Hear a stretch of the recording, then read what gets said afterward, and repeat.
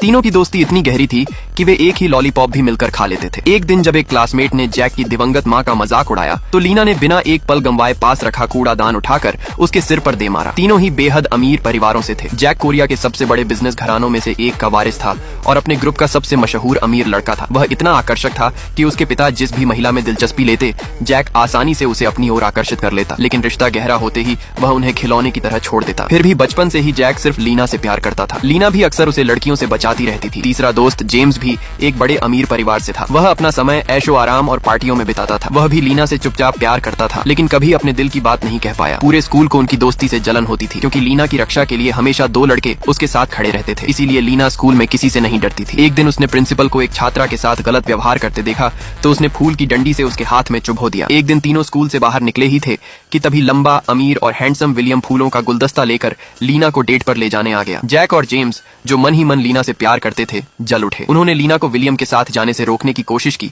लेकिन लीना नहीं मानी। आखिरकार वे दोनों बेबस होकर देखते रह गए, जबकि विलियम लीना को अपनी कार में लेकर चला गया। डेट पर पहुंचकर लीना को लगा कि विलियम उसे अपने दोस्तों से मिलवाएगा, लेकिन वहीं उसे पता चला कि विलियम अपनी पहली मोहब्बत, एक यूनिवर्सिटी प्रोफेसर की बेटी एली को आज तक नहीं भुला पाया था। इसके बाद विलियम ने साफ कह दिया कि वह लीना से सगाई नहीं करेगा। वह तो सिर्फ अपनी माँ के कहने पर उसके करीब आया था। फिर उसने लीना का अपमान करते हुए कहा कि उसके पिता जेल में हैं और उसका परिवार अब पहले जैसा नहीं रहा, अब वह उसके लायक नहीं रही। उसी दिन एक हाई सोसाइटी पार्टी में विलियम की मुलाकात फिर से एली से हुई। वह तुरंत उसके पास गया, बातें की और उसे डेट पर चलने के लिए पूछ लिया। ये सब लीना अपनी आंखों से देख रही थी। विलियम से बदला लेने के लिए लीना ने जैक से कहा कि वह एली को अपने प्यार के जाल में फंसा ले, लेकिन उसे जरा भी अंदाजा नहीं था कि यहीं से उसकी जिंदगी बिखरने की शुरुआत होने वाली थी।